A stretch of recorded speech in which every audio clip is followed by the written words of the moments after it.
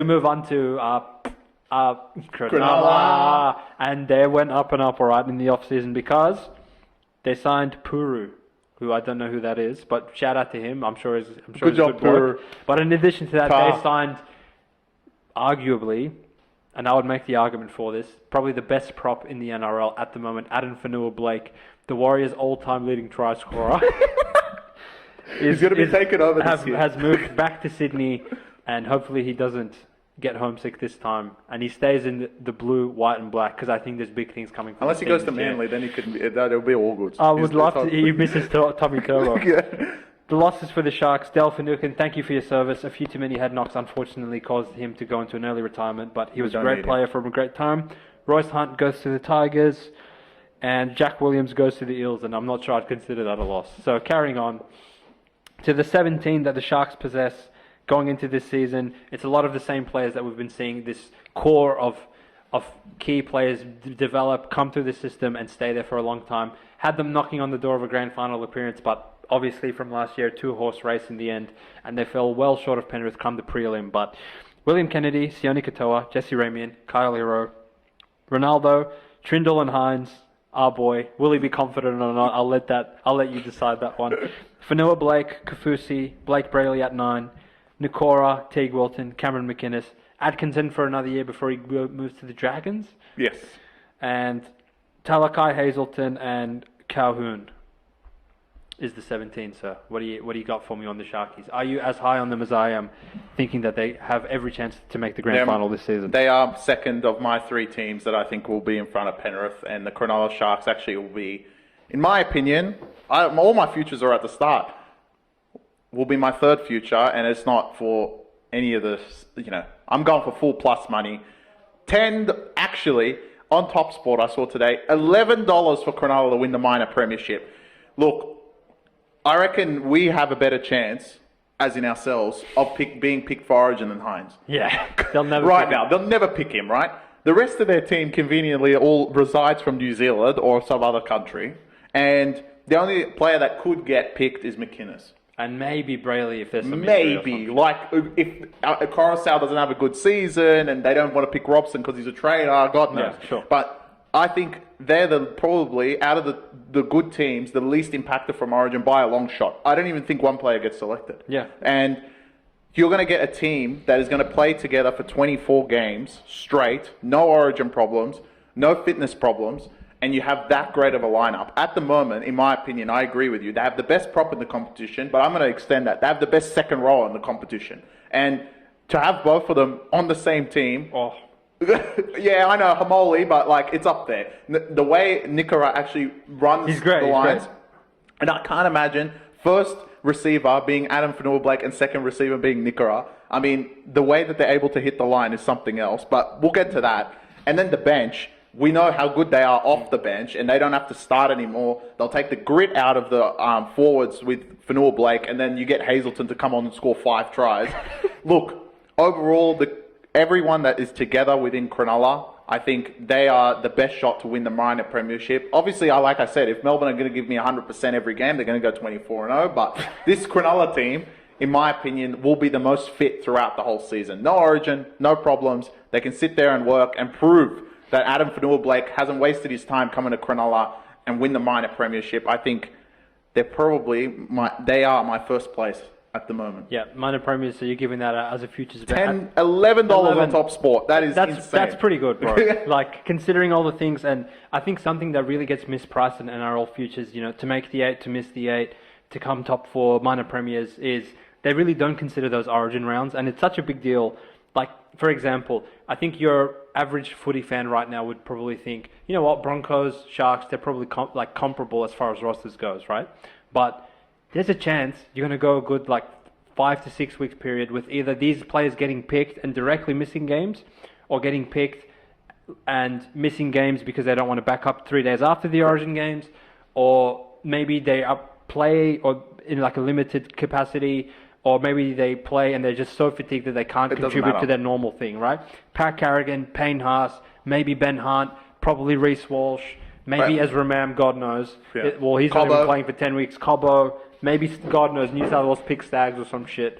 Like, that's half of your team completely decimated. So, sure, they can be comparable, and by the time finals footy comes around, if, it's 2 versus 3, you'd be like, oh, like, this is a 50-50 game. But in terms of actually trying to find value on futures bets, you're getting a consistent Sharks team for 24 rounds, 27 rounds, where they're really not losing anything to those origin commitments. So they can hone in.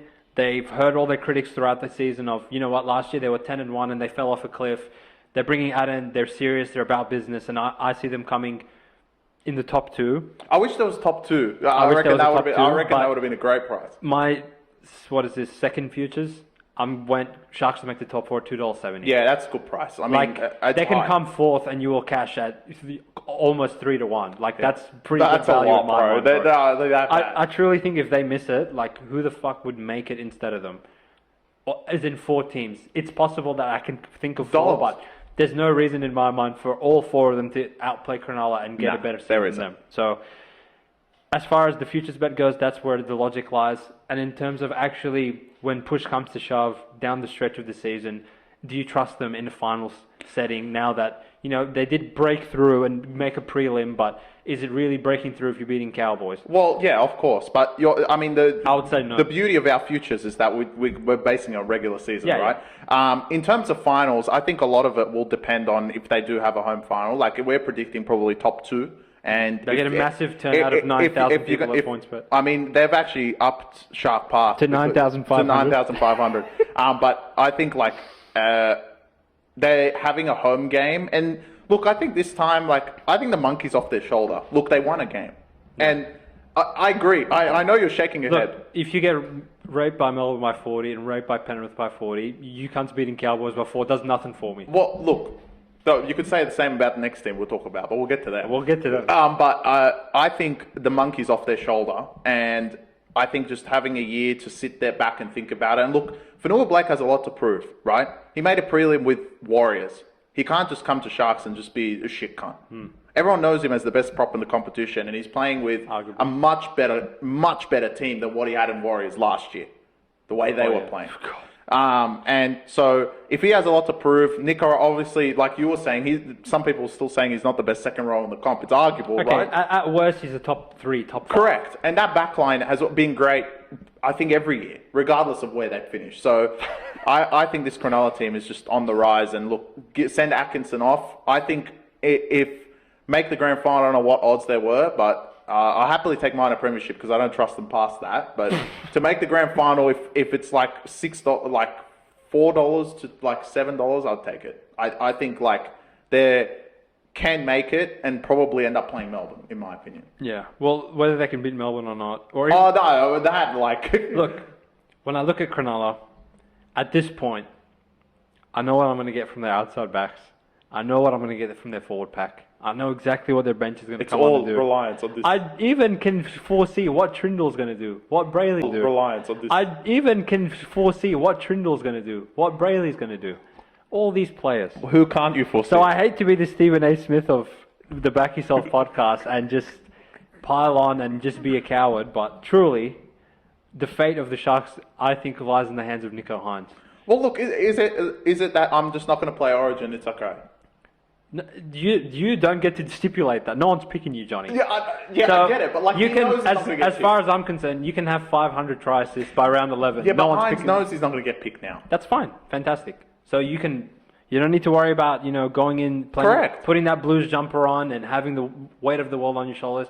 You can just take a step back, concentrate on week-to-week prospect. So I think this is like a good embodiment of the Sharks as a team, as a club, as in everything that. You know what? 1 week at a time, and we just got to bide our way and get to that point again that we got to last year where now we have an opportunity. Melbourne is a bit stronger, but that's fine. Like, we weren't that close to them. Penrith can take a step back in terms of their roster, and we can position ourselves throughout the regular season to host the final at PointsBet Stadium. That week 2 bye would be absolutely pivotal for them because with these inbreds, I really do not trust them going and winning 4 games. No. Losing that first one would probably take a hit to their confidence, which is Well, Speaking of confidence, that first one is huge, right? It's huge. Yeah, because if they do end up being Penrith, the league will be like, oh my god, all right, or, these guys are ready. Or they're set up for the same garbage as the other year. Correct. When they hosted Cowboys, fucked it, and then they just quit the next week. So, do I trust them in a final setting? I trust 16 of their players, that's for sure. Do you trust the 17th? The main one. There's potential.